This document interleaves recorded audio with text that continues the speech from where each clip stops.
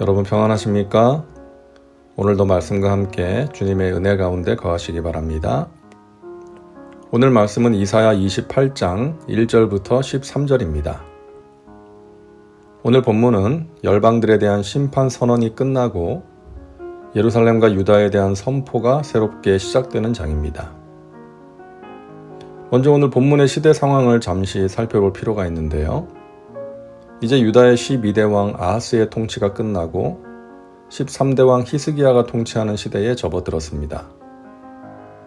이전 아하스 왕은 하나님께서 마음을 다해 하나님을 의뢰하라고 요청하시면서 친히 징조를 주시겠다고 하셨음에도 그렇게 하지 않았습니다. 아하스는 당장 눈에 보이지 않는 하나님보다 눈에 보이는 강대국 아수르를 의지하려고 했던 것이죠. 그것이 현실적인 판단이라고 믿었던 것입니다. 하지만 아하스가 의지했던 아수르는 유다에게 많은 조공을 받고도 유다를 괴롭혔습니다. 히스기야는 그의 통치 기간에 북이스라엘이 아수르에 의해 무너지는 것을 보았습니다. 충격적인 국제 정세를 본 그는 아수르에 맞설 만한 또 다른 제국 애굽을 의지해야 하는 것이 아닌가 생각하고 있었죠. 이런 히스기야와 유다를 향해서 하나님께서는 전심으로 하나님을 신뢰하고 의지할 것을 말씀하십니다. 하나님은 먼저 유다의 형제요 이웃인 북이스라엘이 얼마나 허무하게 무너졌는지를 상기시킵니다. 에브라임의 술 취한 자들의 교만한 면류관은 화 있을진저 술에 빠진 자의 성 곧 영화로운 관같이 기름진 골짜기 꼭대기에 세운 성이여 쇠잔에 가는 꽃 같으니 화 있을진저. 여기서 에브라임은 북이스라엘에 번영했던 수도 사마리아를 가리킵니다. 사마리아는 북이스라엘의 정치, 경제, 문화, 종교의 중심지였죠.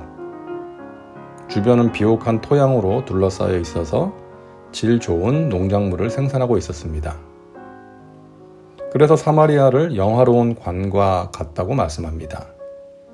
그러나 하나님 보시기에 이 영화로운 관은 교만과 사치와 술에 취해 비틀거리는 교만한 면류관이었습니다. 그들은 임박한 파멸을 제대로 자각하지도 못하고 있었죠. 2절과 3절입니다. 보라, 주께 있는 강하고 힘있는 자가 쏟아지는 우박같이 파괴하는 광풍같이 큰 물이 넘침같이 손으로 그 면류관을 땅에 던지리니 에브라임의 술 취한 자들의 교만한 면류관이 발에 밟힐 것이라. 자, 여기서 말하는 강하고 힘있는 자는 하나님께서 사용하시는 강력한 이방 군대, 즉 아수르를 의미합니다. 하나님께서는 이방의 강력한 군대를 사마리아에 보내서 하늘에서 쏟아붓는 우박같이 모든 것을 날려버리는 광풍같이 그리고 큰 쓰나미같이 북이스라엘의 교만을 심판하십니다. 그런데 북이스라엘의 교만이 땅에 떨어져 밟히는 그날에 하나님은 북이스라엘의 남은 자들을 주목하십니다. 5절과 6절입니다. 그날에 만군의 야훼께서 자기 백성의 남은 자에게 영화로운 면류관이 되시며 아름다운 화관이 되실 것이라. 재판석에 앉은 자에게는 판결하는 영이 되시며 성문에서 싸움을 물리치는 자에게는 힘이 되시리로다.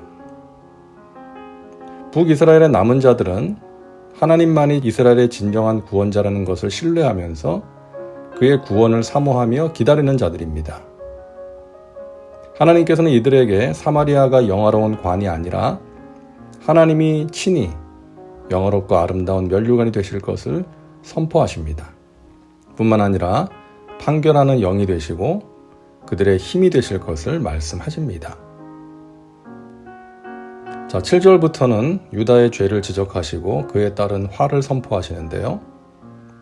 그리하여도 이들은 포도주로 말미암아 옆걸음치며 독주로 말미암아 비틀거리며 제사장과 선지자도 독주로 말미암아 옆걸음치며 포도주에 빠지며 독주로 말미암아 비틀거리며 환상을 잘못 풀며 재판할 때에 실수하나니. 하나님께서 북이스라엘의 무너짐과 남은 자들에게 베푸실 은혜를 말씀하신 이유가 무엇이겠어요? 유다가 정신 차리고 돌이키기를 원하셨기 때문이죠. 하지만 유다의 지도자들과 백성들은 정신을 차리지 못하고 북이스라엘과 별다를 것이 없는 그런 모습을 보입니다.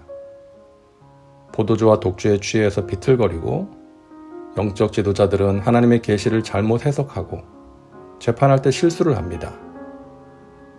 이들의 타락상을 이렇게 표현합니다. 모든 상에는 토한 것, 더러운 것이 가득하고 깨끗한 곳이 없도다. 하나님을 경외하지 않으므로 더러운 죄가 가득한 것이죠. 하나님께서 이사야를 통해서 경고하셨지만 이들은 그 말씀을 완전히 무시합니다. 그들이 이사야의 예언에 대해서 하는 말을 보세요. 9절이죠.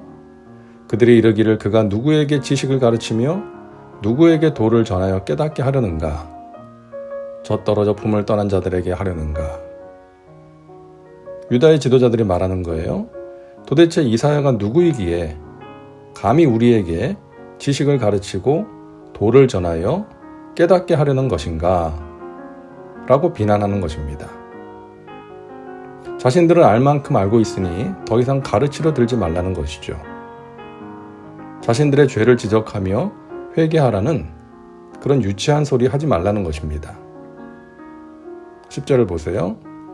대저 경계에 경계를 더하며 경계에 경계를 더하며 교훈에 교훈을 더하며 교훈에 교훈을 더하되 여기서도 조금 저기서도 조금 하는구나 하는도다. 자, 이 말의 의미를 파악하는 것이 좀 쉽지 않을 수 있는데요.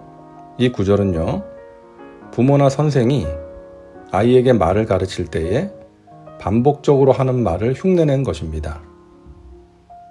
메시지 성경은 이렇게 번역했습니다. 왜 애한테 말하듯이 이거 저거 착하지 우리 꼬마라고 말하느냐. 그러니까 이 말은 이사야의 선언이 마치 어린아이에게 말을 가르치는 것처럼 유치하다는 것입니다. 자신들은 그런 말을 들을 만한 사람들이 아니라는 것이죠. 자, 그런 그들을 향해서 하나님께서 말씀하십니다. 11절 그러므로 더듬는 입술과 다른 방언으로 그가 이 백성에게 말씀하시리라. 더듬는 입술과 다른 방언이라는 것은 유다를 침공한 이방 군대의 말을 의미합니다. 그들의 말을 통해서 하나님의 심판의 메시지를 듣게 될 것이라는 그런 말씀입니다. 하나님께서는 그의 백성들이 참된 안식을 얻고 평화와 번영을 누리는 길이 무엇인지를 분명히 말씀하셨습니다. 신앙의 기본기를 말씀하시는 것이죠. 하지만 그 단순하고 기본적인 진리를 유치하다고 무시하는 사람들은 결국 무너지고 황폐하게 되고 마는 것입니다. 오늘도 말씀과 함께하는 우리 믿음의 식구들은 하나님을 경외하며 그를 의지하고 따르는 이 신앙의 기본기를 잘 지켜서 하나님께서 함께 하시며 베푸시는 귀한 은혜를 풍성히 누리며 살아가시기를 주님의 이름으로 축원합니다. 이제 기도합니다. 사랑과 은혜가 풍성하신 하나님, 오늘도 말씀과 함께 살게 하시니 감사합니다. 우리에게 말씀하시는 하나님의 말씀을 귀 기울여 잘 듣게 하시고 그 말씀을 따라 행하는 지혜로운 백성들 되게 하옵소서. 교만한 백성이 아닌 하나님을 신뢰하고 의지하며 하나님의 은혜를 갈망하는 겸손한 백성 되게 하옵소서. 예수님의 이름으로 기도하옵나이다. 아멘. 오늘도 말씀과 함께 은혜 가운데 거하시기 바랍니다. 여러분 사랑하고 축복합니다.